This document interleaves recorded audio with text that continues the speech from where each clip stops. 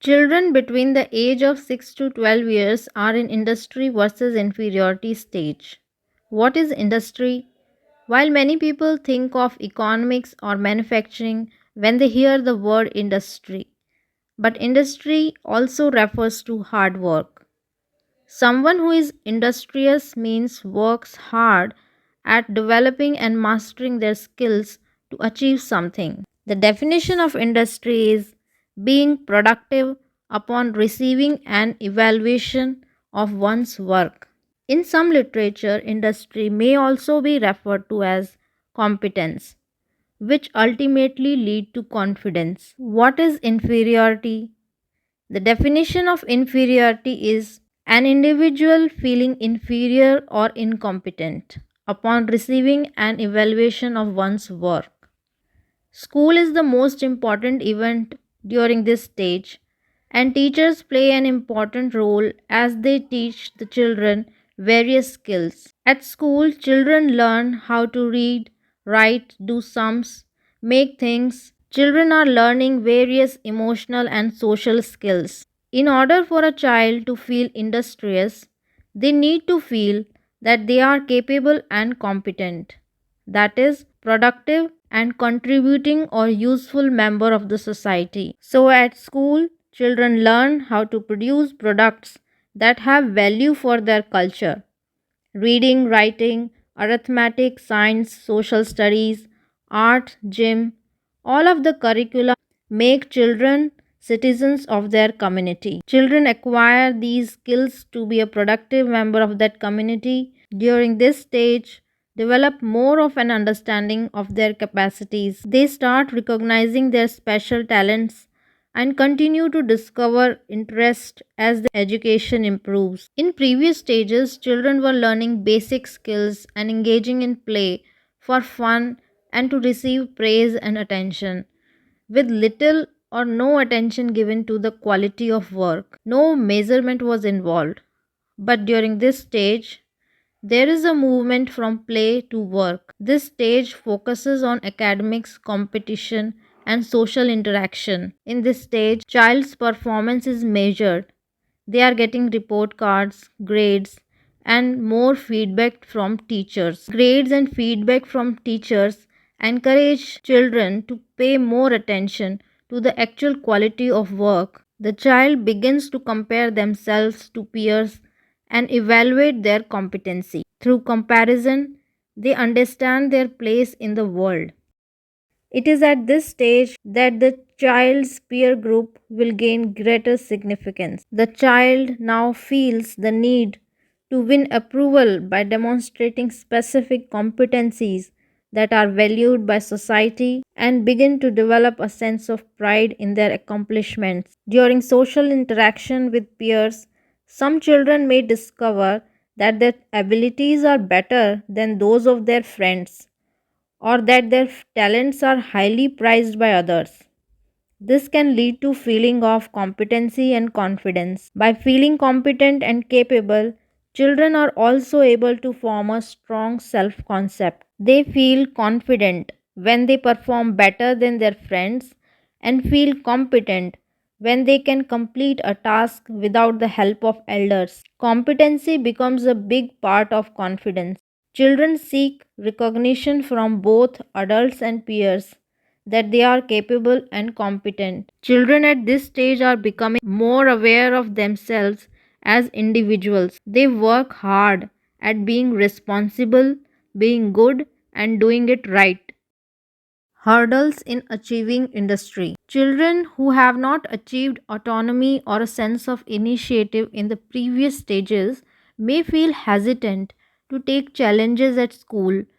Children who lack confidence might consistently seek adults' help to complete a task. Children who struggle to achieve or with social interaction, and children who receive little or no encouragement from parents, teachers, or peer, and children without the opportunities to develop new skills will doubt their ability and may end up feeling insecure, inadequate, low self esteem, and sense of inferiority. They view themselves as incompetent, unproductive, and not useful members of society. They are less likely to try new things. Moreover, this is the stage where differences start showing up. Children who have learning differences or neurological diversity may struggle with competence. They may need some assistance in completing some tasks. This can lead to feeling of inferiority. Children who are struggling to fit in are often made fun of by other children in classrooms. This further lowers their confidence and raises their feelings of inferiority. They may avoid classroom interactions, reducing their chances of proving their competencies. Socio-economic differences can lead to disparities too. Children from privileged backgrounds can have better opportunities to prove their competencies in academics and extracurricular activities compared to children without such exposure. On the other end of the spectrum, when children take competency too far off limits, they may not settle anything less than perfect. Their sense of perfection can lead to feelings of inferiority if results do not meet their unrealistic expectation. Excessive drive for competence can lead to an insatiable urge for perfection and hence to feelings of inferiority. The feeling of inferiority can also occur when the children's self esteem is very high. Their self esteem will drop as they develop more of an awareness of their actual abilities. A balance between industry, that is, competence, and inferiority is necessary. Either extreme is not healthy for development. Some failure may be necessary so that the child can develop some modesty. Parents, teachers don't need to tell that everything that children make is great. The idea of praising every wording or any product leads to children believe that they can do anything and it's going to be okay. So by giving some of the negative feedback, by saying that's wrong, there is enough inferiority to produce a good work of ethics. Experiences that may make a child feel inferior may really humble them. Someone who has only been told that they are the best at every skill can quickly develop a sense of arrogance. And being industrious is not just about being good at something. If someone is industrious, it means that they are hardworking. What parents and teachers can do. Parents and teachers should give their children unconditional love and acceptance, separate from achievements or performances in school. Adults should be careful not to equate achievements with acceptance and love. If parents and teachers love and accept the child only when he achieves something, then he may come to believe that I am what I can achieve and that they have to earn love and acceptance. While a child needs to understand that they are still loved and accepted even if they bring home a poor grade. There are many reasons why a child might struggle at school, from stress to bullying and beyond. Adding the fear of letting one's parents down won't help the child get better grades. Parents should teach their children to strike a balance between thriving or valuing for competence, that is success, and recognizing that achievements are just part of life. Life is much more than achievements and accomplishments. Parents must emphasize the value of practice and effort, that is hard work, rather than just focusing on the results. Parents must help their children find value in excellence and not perfection. Be respectful of how your child expresses himself or herself. Encourage your child to try. It's important for both parents and teachers to offer support and encouragement and provide unconditional love and support, particularly to those who may struggles with feelings of inferiority. Trying a math problem in a new way or bringing home an improved grade are all worthy of praise. The more a child hears that they are not good enough, the more they will believe it. Encouraging kids in areas in which they can excel can develop the feelings of competence. Try to select age appropriate activities. This can ensure that the child will be able to complete the activity. Teachers can also encourage team studies or work times. So it gives the child a chance to work together in an effort to meet a common goal with fellow peers. This may also give the child an opportunity to help peers who can't comprehend aspects of the assigned task. When a child attempts to complete a new task or skill with peers, always use praise and encouragement. Even if a child is unable to successfully complete the task or develop a new skill like fellow peers, it is still important to praise his or her effort. Explain the importance of participation. Let them know it's normal to win and lose. Have an open dialogues with children about success and failure. Don't share his failures with others, as it can induce a sense of shame. Shame stems from a sense of self exposure, a feeling that one's deficiencies are exposed to others. So accept your children's efforts without placing value judgments what is accomplished. Refrain from asking or comparing the grades of your child with their classmates. Refrain from asking the grades of your child's classmates because their grades have no relevance to your child's performance. Moreover, there will always be others with better grades and others with worse grades, so why compare? Teach them that every one of us is different with different strengths in different areas. Encourage self competition and a spirit of excellence to be the best that he can be. That is in comparison to his potential, not in comparison to others. Teachers also exert a significant impact on children.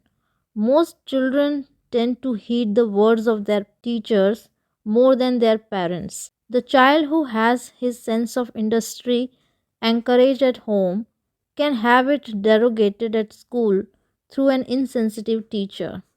So, parents should be in contact with their child's teacher and see how the teacher is encouraging or discouraging the child at school. Here are some examples of common occurrences during childhood that would build a child's industriousness or confidence. Olivia finds science lessons difficult, but her parents help her with her homework. She also asks the teacher for help and starts to receive encouragement and praise for her efforts. In turn, she feels more confident in her ability to complete assignments. Another example, Derek doesn't know anyone on his softball team, so he feels alone. But his parents encourage him, telling him it takes time to make new friends. The coach leads some icebreaker activities at the next practice. Derek makes friends and he feels capable of making friends in the future. Similarly, Ash is 8 years old. She attends an assembly at school where professional gymnasts perform. She is inspired to try gymnastics out herself. On the first day of gymnastic lessons, she fails. This failure makes her cry. Fortunately, her parents and coach reassure her that with practice and time, she will be able to be just as great of a gymnast as the performers. Now, there are some scenarios which illustrate how a child may be left with feelings of inferiority. Jack struggles with math, but his parents don't help him with his homework. His teacher is critical of his work but does not offer any extra advice. Eventually, Jack just gives up. His grades become even worse and he feels inferior to his classmates. In another scenario, Jack is 10 years old and has different preferences than other boys in his class. When other boys want to wrestle in the mud, he prefers to stay clean. He prefers to sit on the sidelines instead of playing sports. When his father observes this behavior, he scolds him. No one affirms that he is allowed to stay clean, make his bed, and have more girlfriends than guy friends. No one validates his choices. Judge feels inferior to the other boys in his school. In another scenario, Josie has been having a hard time in school since she started. At the age of 6, she is already displaying behavior issues. Her anxiety regarding her mother's departure in the morning distracts her, but she doesn't feel comfortable expressing her anxiety to her peers or teacher. Her teacher is frustrated by her behavior. With too many students in the class, Joshi cannot receive any individual attention to correct the behavior. Joshi sees all the other students receiving praise but notices that she gets none. This further stunts her social development. Jean Piaget's stages of cognitive development. Children are moving out of the pre operational stage into the concrete operational stage. They are acquiring skills like empathy and conservation. Sigmund Freud's stages of psychosexual development. Children are moving out of the phallic stage into the latent stage. Kohlberg's stages of moral development. Children are moving between the stages of pre conventional and conventional morality. They are learning that there is more than one point of view and using that information to form stronger interpersonal relationships. It's important to note that the psychosocial theory is just a theory. It's not accurate to think of yourself or your child as having failed stage. Remember, humans are adaptable. The psychosocial stages may be useful tool in understanding a child's need at different ages and what parents can do to encourage them. If you feel that you didn't develop skills or feel confident as a child, it's okay. If you have had childhood experiences that left you with greater sense of inferiority than industry, there is no need to worry. As an adult, you can still develop skills and learn to feel confident and capable. There are plenty of ways to develop your confidence and self esteem, such as practice mindfulness, notice triggers, work on acceptance, challenge yourself.